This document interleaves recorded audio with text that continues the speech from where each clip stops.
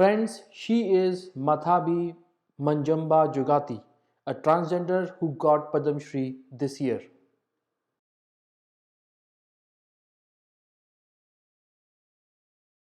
आज का हमारा टॉपिक पद्मा अवार्ड्स है और डिटेल में हम इस अवार्ड के बारे में आज जानेंगे कि ये किस तरह से बना और इसके क्लासेस क्या हैं, इसके लिए एलिजिबिलिटी क्राइटेरिया क्या है, किस किस फील्ड में ये दिया जाता है, कौन इसको डिसाइड करता है कि किसको मिलेगा, और इसके साथ में कुछ इश्यूज जुड़े हुए हैं, हम उनको डिस्कस करेंगे। सबसे पहले हम इस अवार्ड के बारे में जब बात करें तो कैसे बना उसको हम बात करना बहुत ज़रूरी है। देखिए, अगर मैं कैसे बना की बात करूं तो एक तारीख है, दैट इज़ 2 जनवरी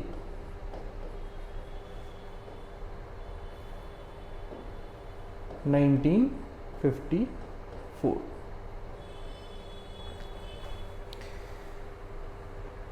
ये एक ज़रूरत पड़ी हमारे कंट्री के अंदर में कि जो लोग हमारे भारत के सिटीज़न और कुछ बाहर के लोग जो इंडिया में आकर के रह रहे हैं या बाहर से ही इंडिया के लिए, इंडिया के कल्चरल ग्रोथ में, इंडिया की साइंटिफिक ग्रोथ में, इंडिया के सोशल इकोनॉमिक ग्रोथ के अंदर में उनका कुछ कंट्रीब्यूशन है जो कि रिमार्केबल है, तो उन लोगों को एक मोटिवेशन के फॉर्म में हमारे पास कोई ऐसा अवार्ड नहीं था, तो 2 जनवरी 1954 को प्रेसिडेंट ऑफ इंडिया के एक नोटिफिकेशन के थ्रू 2 अवार्ड इंस्टीट्यूट हुए। पहला था भारत रत्न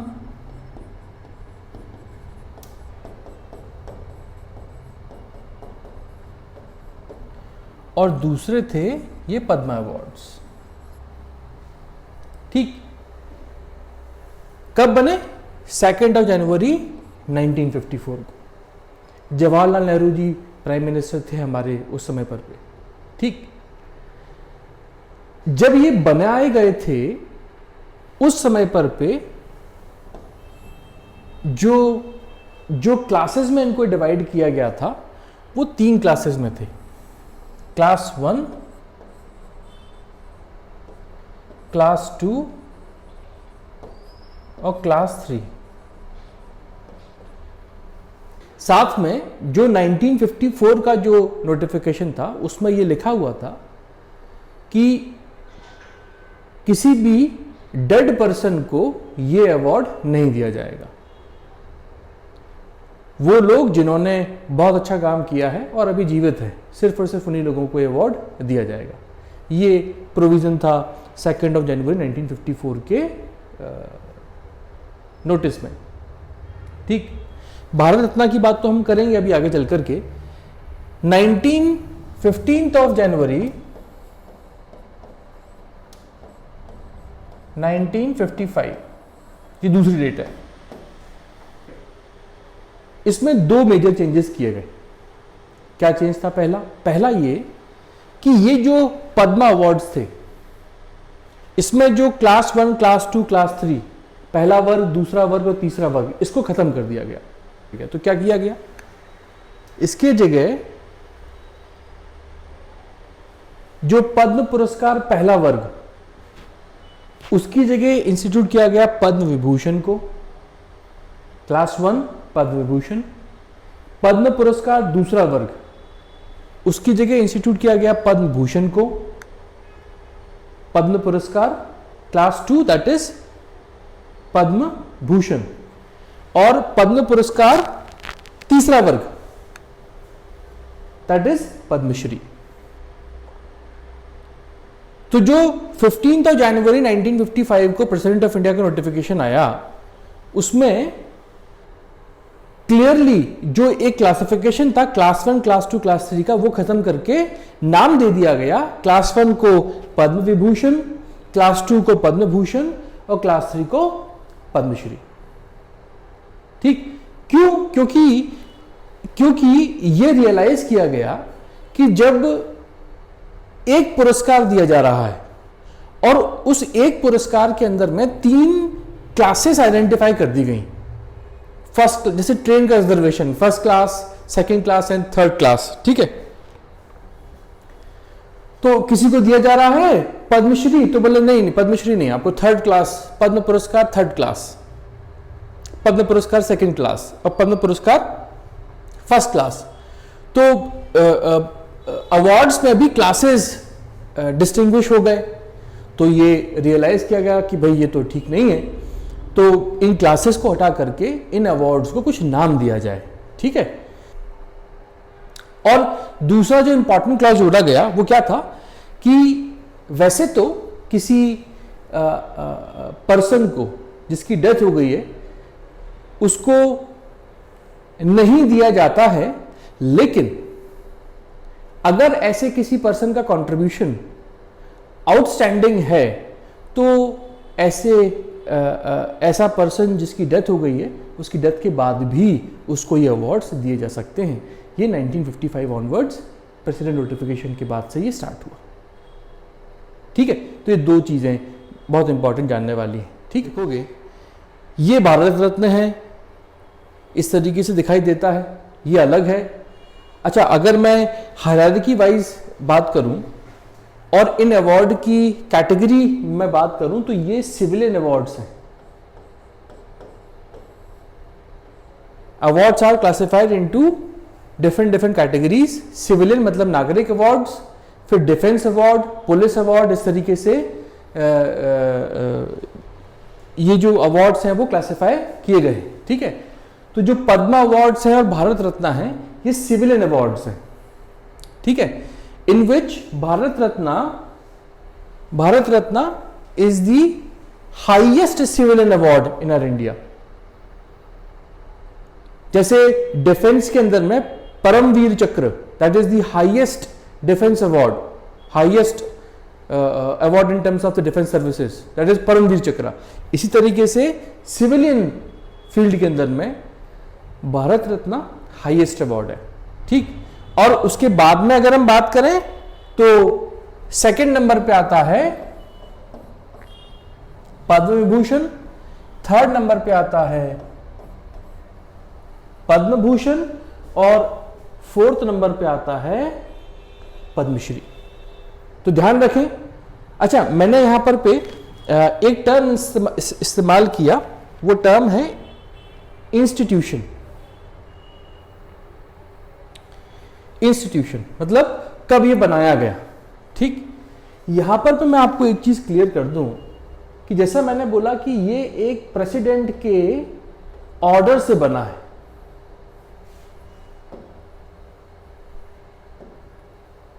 प्रेसिडेंट ऑर्डर से बना है।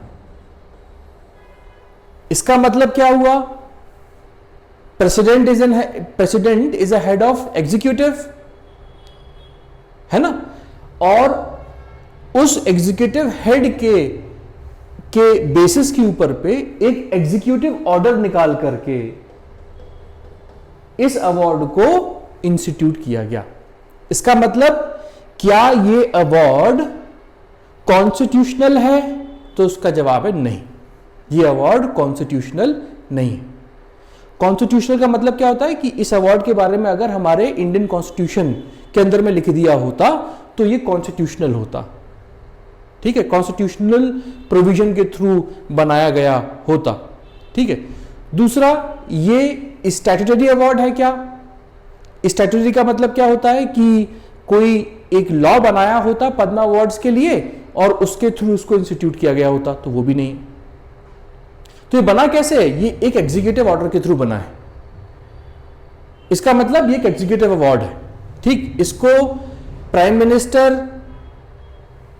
और प्रेसिडेंट ऑफ इंडिया जब मर्जी तब बंद कर सकते हैं, जब मर्जी चालू कर सकते हैं, ठीक है। ये उनकी मर्जी के ऊपर पे। क्या ऐसा कभी हुआ है? कभी किसी प्राइम मिनिस्टर ने इसको बंद किया है? यस, रोका भी है। हम बात कर रहे हैं आगे कब किया है। अब हम बात करते हैं एलिजिबिलिटी क्राइटेरिया के ऊपर पे। तो देखो यहां पर पे 3 चीजें ध्यान देने लायक हैं, ठीक है। Exceptional and distinguish service of high order, ये एक सेंटेंस है, ठीक है। Padma awards are presented to a person जिसका कंट्रीब्यूशन कैसा है, exceptional, distinguish and is of high order, ये पद्मा अवार्ड्स दिए जाते हैं, ठीक है। तो अब इस सेंटेंस को हम ब्रेक करते हैं, जिसके बेसिस के ऊपर पे हम जानेंगे कि पद्म विभूषण किसको मिलता है, पद्म भूषण किसको मिलता है और पद्मश्री किसको मिलता है, ठीक है। If I talk about distinguish service, distinguish service, ठीक है, किसमें कुछ फील्ड्स हैं, there are certain fields, arts, sports, science, medicine, technology, trade and commerce, trade and industry, there are certain fields जिसमें उस स्पेसिफिक पर्सन ने डिस्टिंग्विश सर्विस दी हो, विशिष्ट योगदान दिया, ठीक, उसको मिलेगा पद्मश्री।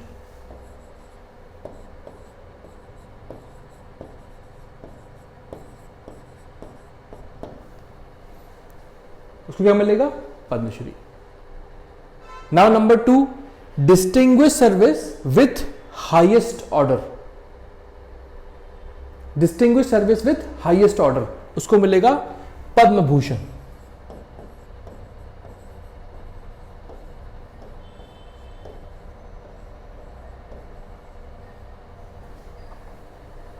ठीक। Third, exceptional and distinguish service of highest order, exceptional and distinguish service of highest order, ठीक, उसको मिलेगा पद्म विभूषण। तो ये 3 क्राइटेरिया है जिनके बेसिस के ऊपर पे 3 अवार्ड दिए जाते हैं, ठीक है। Age limit as we discussed, इसमें इस अवार्ड के फेस में कोई एज लिमिट नहीं है, ठीक। अगर कोई एक कॉलेज गोइंग स्टूडेंट है 17 साल 18 साल का, उसने साइंस एंड टेक्नोलॉजी की फील्ड के अंदर में बहुत शानदार इन्वेंशन कर दिया जिसके कारण से इंडिया का नाम बहुत ऊंचा उठ गया, ठीक, तो उसको भी पद्म भूषण, पद्मश्री, पद्म विभूषण तीनों में से कोई भी एक मिल सकता है, ठीक।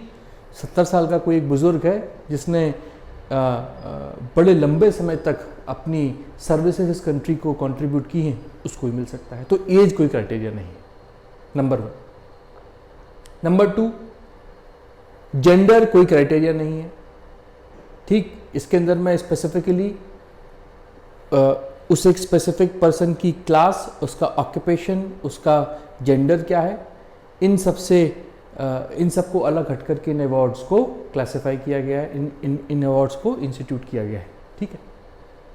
सिटीजनशिप कि भारत के ही नागरिक को मिलेगा, तो ऐसा भी नहीं है, ये इंडियन को भी मिलता है और फॉरेनर को भी मिलता है, ठीक है। लाइफ तो वो भी एक क्राइटेरिया नहीं रह गया है अब 1955 के बाद में। पॉस्टमसली भी इसको दिया जा सकता है, ठीक, जो जीवित लोग हैं उनको भी मिलता है, ठीक। कितने दिए जा सकते हैं, तो 120, total 120 awards which this 120 awards does not include awards given to NRIs, award given to foreigners and award given posthumously, वो इस 120 के एरिया में नहीं आते। पद्म विभूषण, पद्म भूषण एंड पद्मश्री ऐसे इंडियन सिटीजन को जो भी जीवित है, those are live right now, उनको जो अवार्ड्स मिल रहे हैं उनका टोटल है 120, इससे ज्यादा नहीं दिया जा सकता। पहली बात अपने माइंड में फिक्स कर लो, ठीक। लेकिन सर इस बार तो अवार्ड 300 से ऊपर है, हाँ, तो उसमें देखें कि 120 में 120 प्लस कौन, NRIs plus foreigners plus posthumously ये तीन अलग है, ये तीन कैटेगरी अलग है, ध्यान रखना, ठीक। Exceptional and distinguish service of highest order, that's it. यही एक एलिजिबिलिटी क्राइटेरिया है भैया, इसके अलावा कोई और एलिजिबिलिटी क्राइटेरिया नहीं। कोई एजुकेशन क्वालिफिकेशन नहीं चाहिए कि आप पीएचडी किए हुए हो या आप ग्रेजुएशन हो या मिनिमम 12th पास होना चाहिए, कुछ भी नहीं। No such kind of educational, gender, nationality criteria is there. Why it is so? अच्छा, अभी तो और एक कमाल की बात है। कमाल की बात क्या है कि जो the process of nomination of the Padma awards instituted by the current government, that is remarkably good. अभी हम बात करेंगे कि who decides? Who decides? So there is a Padma Award committee.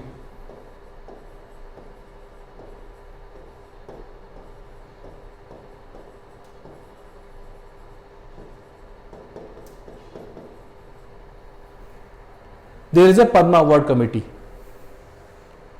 chaired by the Union Cabinet Secretary, who institute this committee? The Prime Minister of India. ये पूरे के पूरे awards ministry of home affairs के under में आ रहे हैं, लेकिन control किसका है? प्राइम मिनिस्टर ऑफ इंडिया का, ठीक है। प्राइम मिनिस्टर ऑफ इंडिया इस पद्मा अवार्ड कमेटी को बनाता है। इस पद्मा अवार्ड कमेटी को जो हेड करता है वो कौन होता है? Cabinet secretary of India. इसके मेंबर्स में कौन होते हैं? होम सेक्रेटरी भी होता है, फाइनेंस सेक्रेटरी भी होते हैं, ठीक है, और 5 एमिनेंट मेंबर्स होते हैं सोसाइटी के। वो सब लोगों को मिलाकर के ये पद्मा अवार्ड कमेटी बनती है, ठीक। नॉमिनेशन हमारे भारत सरकार ने मिनिस्ट्री ऑफ होम अफेयर्स के अंडर में एक पद्मा अवार्ड्स पोर्टल बनाया है इंटरनेट के ऊपर पे, ठीक, और इतना आसान कर दिया है कि if you want to nominate yourself for the Padma awards, you can do that. आप अपने किसी फैमिली मेंबर को, किसी अपने मेंटर को, किसी जानकार को नॉमिनेट करना चाह रहे हैं, नॉमिनेट कर सकते हैं। नॉमिनेशन 15 सितंबर तक खुलते हैं, ठीक। आप अपने आप को नॉमिनेट करना चाहते हैं, कर सकते हैं। जितने भी नॉमिनेशन आते हैं उन सारे के सारे नॉमिनेशन को इंस्पेक्ट करती है ये पद्मा अवार्ड कमेटी, और आफ्टर इंस्पेक्टिंग दोज नॉमिनेशंस एक लिस्ट प्रिपेयर करती है। उस लिस्ट को वो प्राइम मिनिस्टर को देते हैं। देन प्राइम मिनिस्टर उस लिस्ट को गो थ्रू करते हैं, फिर जो भी छाटना वाटना होता है वो सब करते हैं। Then prime minister recommend the names for the Padma awards to the president of India, और प्रेसिडेंट ऑफ इंडिया 26 जनवरी, हर साल 26 जनवरी को वो नाम डिक्लेयर करते हैं, और फिर इन सारे लोगों को पद्मा अवार्ड्स डिस्ट्रीब्यूट होते हैं। ये प्रोसेस है। इसीलिए पिछले साल, इस साल भी आप देख रहे होंगे, इस साल के पद्मा अवार्ड्स आप देखो, ठीक, जहां पहले राष्ट्रपति भवन पद्मा अवार्ड्स के समय पर पे एक सो कॉल्ड एरिस्टोक्रेट फंक्शन हुआ करता था, है ना। आज की डेट में पद्मा अवार्ड्स एक ऐसा फंक्शन है जहां पर पे जो अवार्डीज हैं वो हमारे ग्रास रूट लेवल पे काम करने वाला इंसान है। वो खोया हुआ इंसान जिसको किसी ने देखा नहीं, जिसको किसी ने जाना नहीं, उसका नाम किसी को पता नहीं, उसमें सिर्फ जुनून है अपने ही काम को करते रहने का, और वो अपने काम को कर रहे हैं। लोगों ने उनको नॉमिनेट किया और आज वो राष्ट्रपति भवन तक आए हैं। So it is a wonderful process, ठीक। तो ये who decides, this is the prospect, ठीक है। तो यहां पर पे जो एलिजिबिलिटी क्राइटेरिया है, ध्यान रखें, इस एलिजिबिलिटी क्राइटेरिया के अंदर में कोई भी जेंडर नहीं है, कोई नेशनलिटी नहीं है, ठीक, कोई कास्ट, रेस, ऑक्यूपेशन, कोई पोजीशन, कुछ नहीं। भैया आपने काम किया है, आप आ जाओगे, सिंपल सा प्रोस्पेक्ट है। ठीक, इसके बाद में हम बात कर रहे हैं कि किन फील्ड्स में ये मिलता है। सो एज वी डिस्कस्ड, ये art, social work, public affairs, science and engineering, trade industry, civil service, sports, others means जो बच गए, इनके अलावा कुछ जैसे वाइल्ड लाइफ कंजर्वेशन है, एनवायरमेंट कंजर्वेशन है, एक्सेट्रा एक्सेट्रा। ठीक, तो वो सब इसके अंदर में आ जाते हैं। तो it is a very wide range field है, कोई छूटे ना। ठीक, और हर फील्ड से, और कमाल की बात क्या है कि हमारे इंडिया के हर एक रीजन स्पेसिफिक से, this is a very diverse award. Padma awards, they have great diversity, field diversity, linguistic diversity, cultural diversity. तो ये अपने आप में बहुत बहुत ज्यादा डाइवर्सिफाइड अवार्ड्स हैं।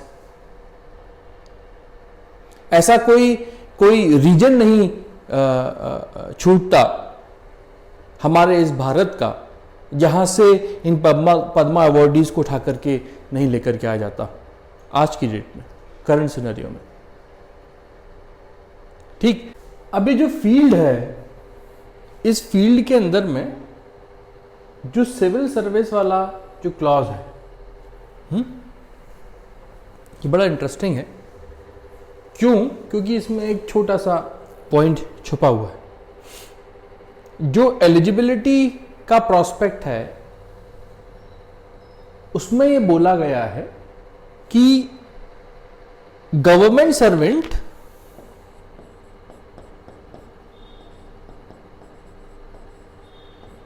जो पीएसयूज में काम करते हैं,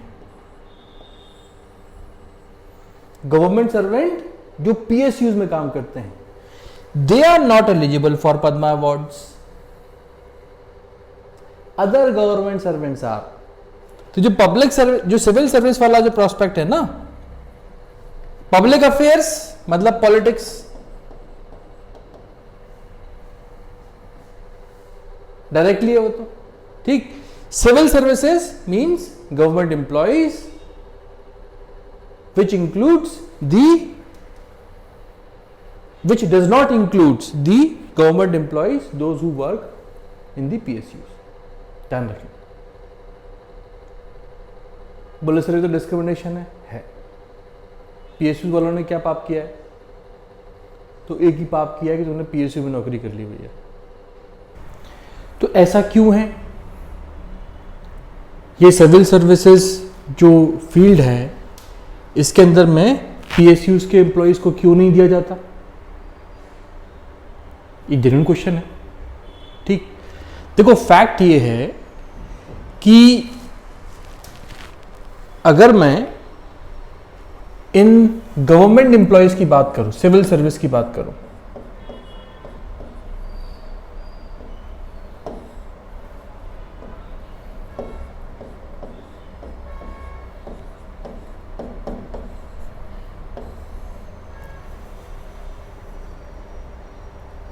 2011 में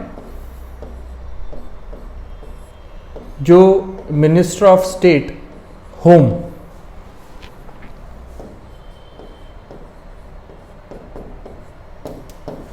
उन्होंने लोकसभा में आए और लोकसभा आकर बताया कि भाई देखो, अब से हम अगस्त 2011 मतलब अब से हम सर्विंग गवर्नमेंट ऑफिशियल्स को, now let it be PSU और नॉन पीएसयू, दोनों को ही, ठीक, सर्विंग गवर्नमेंट ऑफिशियल्स को अब हम बाहर ये जो पद्मा अवार्ड्स हैं वो नहीं देंगे। 2011 के बाद से नहीं देंगे। लास्ट कब मिला था? 2007-8 में मिला था किसी रेवेन्यू ऑफिसर को, ठीक। तो उन्होंने डिक्लेयर कर दिया कि हम नहीं देंगे। क्यों नहीं देंगे? What is the reason behind it? उसका एक छोटा सा रीजन है। 2006 में prime minister's excellence in public administration award, prime minister's excellence in public administration award और prime minister's award for excellence in public administration, ये इंस्टीट्यूट किए गए 2006 में। ठीक है, 2014 में इनको दोबारा से रीऑर्गेनाइज किया गया, डिस्ट्रिक्ट कलेक्टर के रोल को भी इसके अंदर में इंक्लूड किया गया, एसेट्रा एक्सेट्रा। ठीक है, तो सरकार ने बोला कि भाई जब सर्विंग गवर्नमेंट ऑफिशियल्स के लिए ऑलरेडी एक अवार्ड इंस्टीट्यूटेड है तो हम उनको, अच्छा, और वो क्यों है, उनका काम क्या है सर्विंग गवर्नमेंट ऑफिशियल्स का, to do public administration efficiently, isn't it.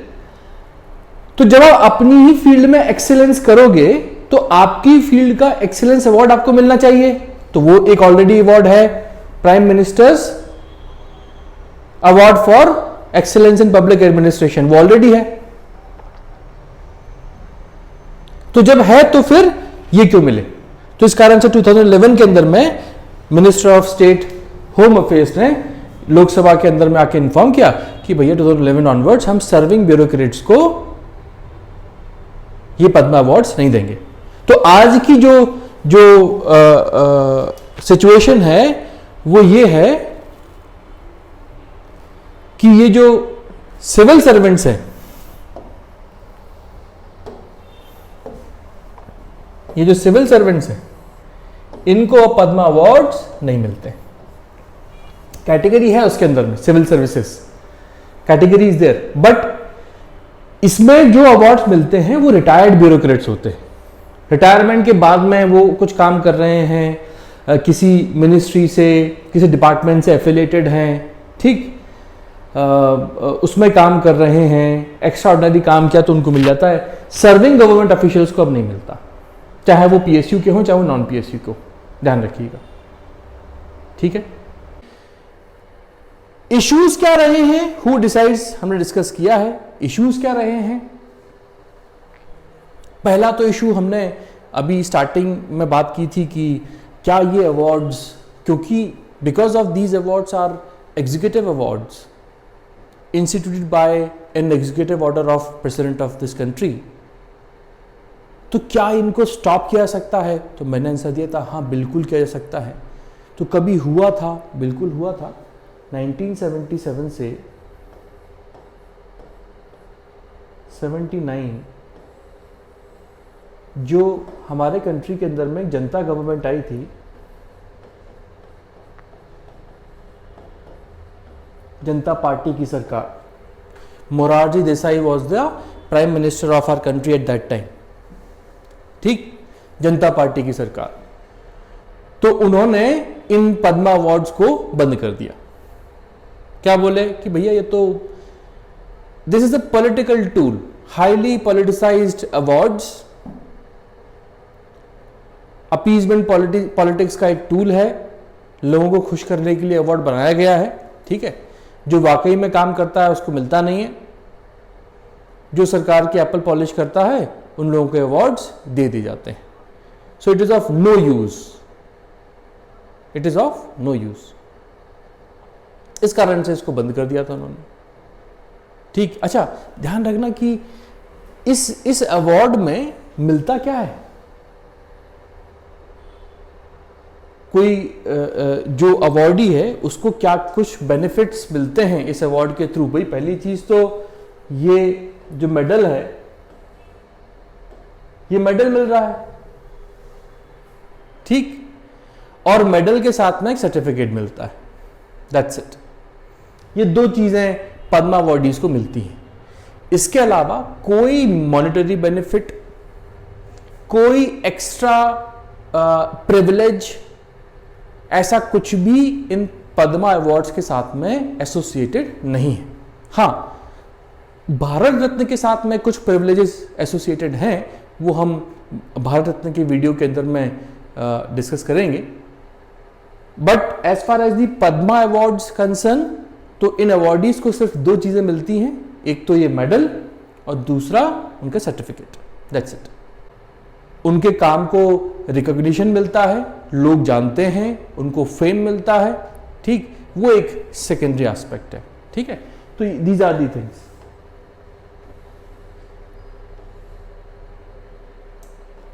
तो इश्यूज में तो पहला क्या था, फर्स्ट इशू इज कि उसको रोका गया, हाँ रोका गया 1977, 1979, ठीक है। 1980 में ये फिर से स्टार्ट हुए, रीस्टार्ट। क्यों? वाई? क्योंकि इंदिरा गांधी जी फिर से पावर में आ गई थी। 1980 में वो फिर से प्राइम मिनिस्टर बन गई थी, तो उन्होंने कहा था अच्छा तुमने बंद कर दिया था, ओहो चलो हम फिर चालू कर देते हैं, फिर चालू कर दिया, ठीक। तो पहला तो एक पॉलिटिकल हर्डल था बंद होने के पीछे, तो फिर चालू हो गया। दूसरे इशू की बात करें तो 1992 से 1995 तक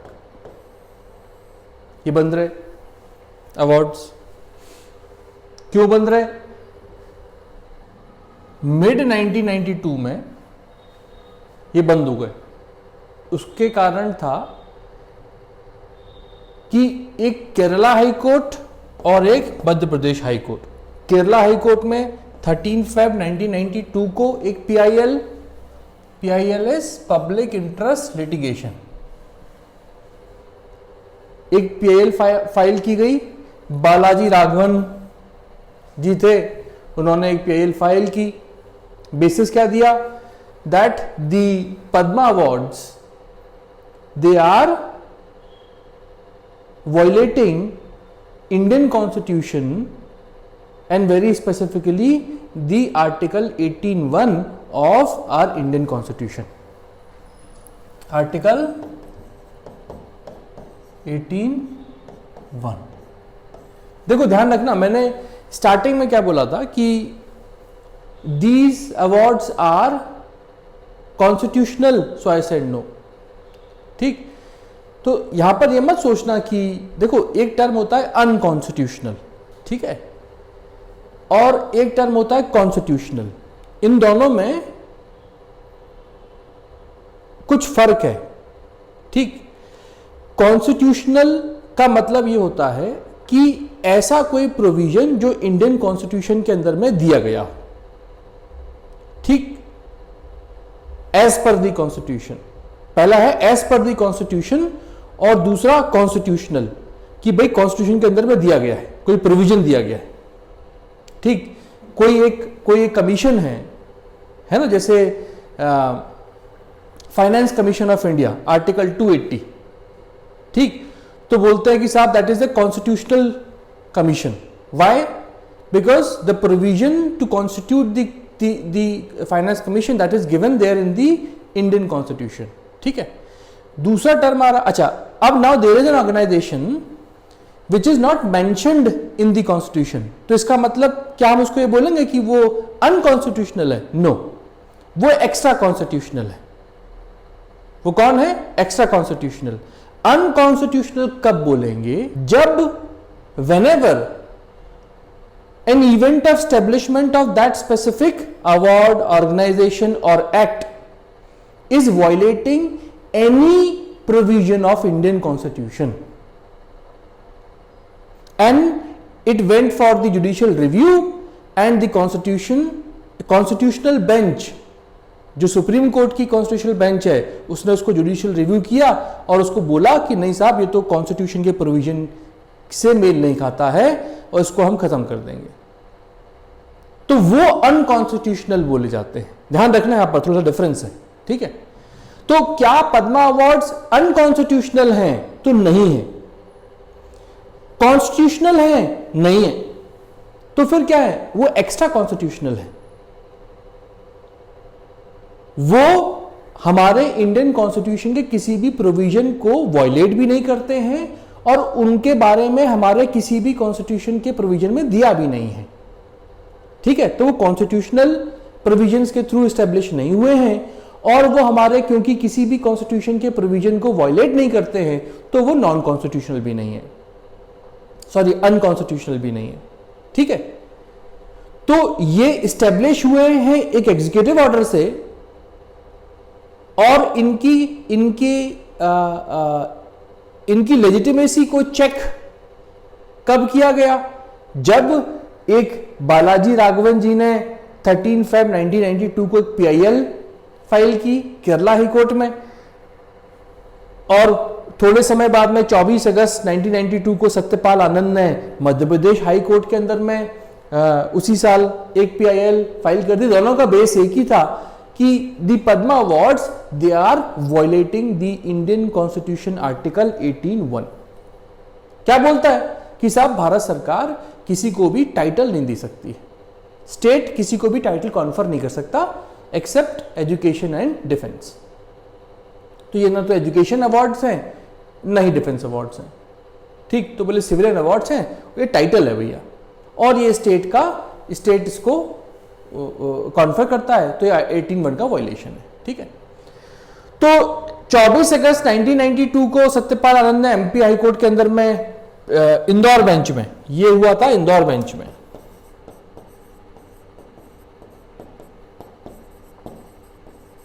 ठीक। 25 अगस्त को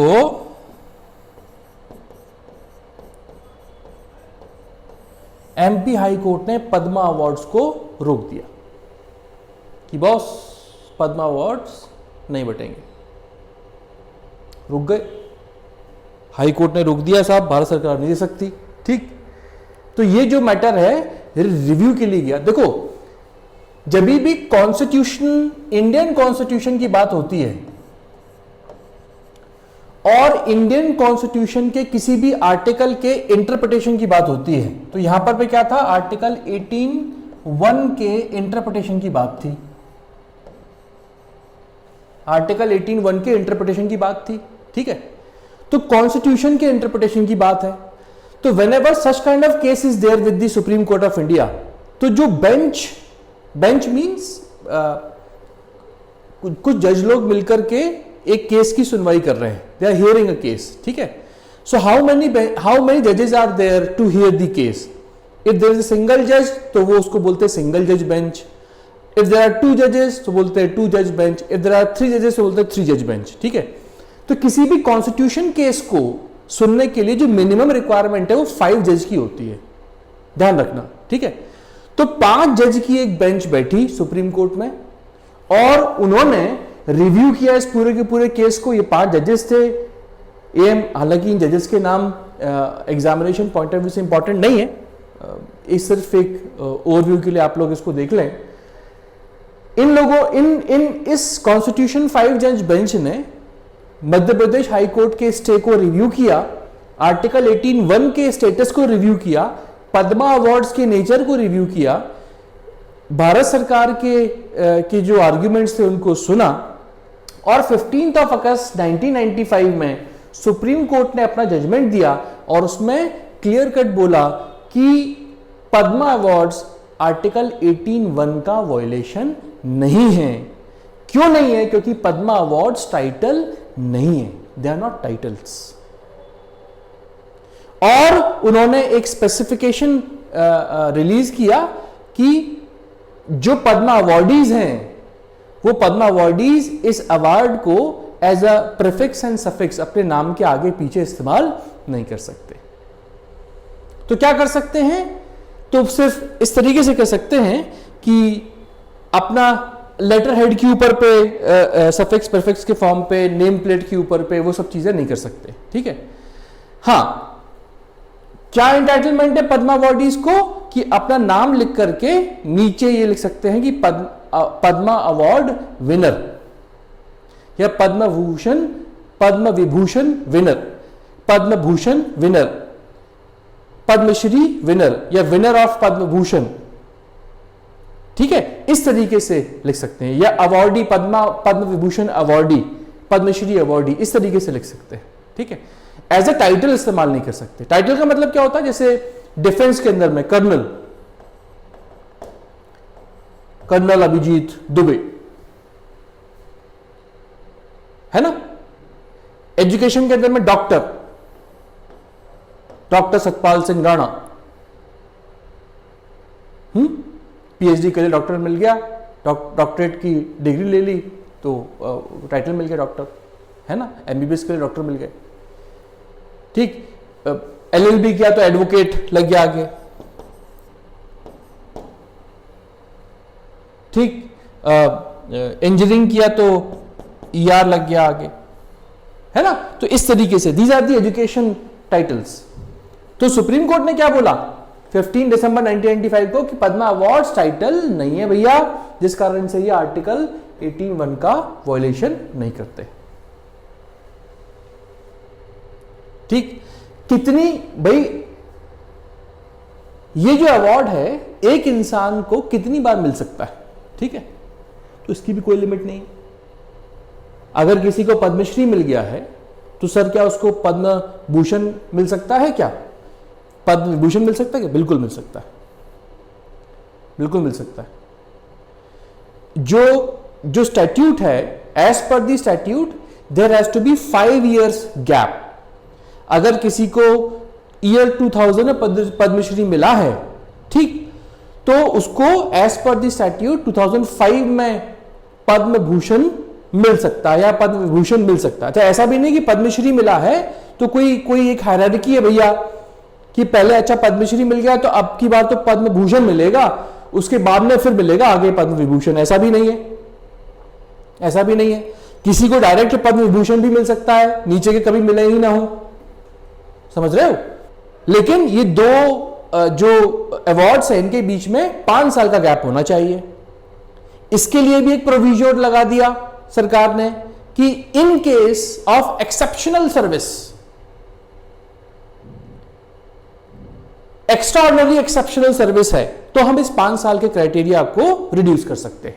तो ये भी एक प्रोविजन यहां पर लगाया हुआ है। जनरली 5 साल का है, but in case of any extra ordinary exceptional service हम इस 5 साल के सिस्टम को कम कर सकते हैं। तो ये पूरा का पूरा पद्मा अवार्ड्स का के पॉइंट्स हैं। हमने यहां पर पे सारे के सारे पॉइंट डिस्कस किए पद्मा अवार्ड्स के बारे में। भारत रत्न के लिए एक अलग से वीडियो हमने बनाया है, आप डिस्क्रिप्शन में उसका लिंक देख सकते हैं और उसको भी आप देख सकते हैं, बहुत इंपॉर्टेंट पॉइंट उसके लिए है। ठीक, इस वीडियो को अगर आपको पसंद आया हो तो प्लीज़ लाइक कीजिए और इसको शेयर कीजिए। ऐसे बहुत सारे वीडियोस और आपको आगे मिलेंगे, वो जानकारी आपको मिलती रहे तो इस चैनल को हमारे सब्सक्राइब कीजिए। Thank you.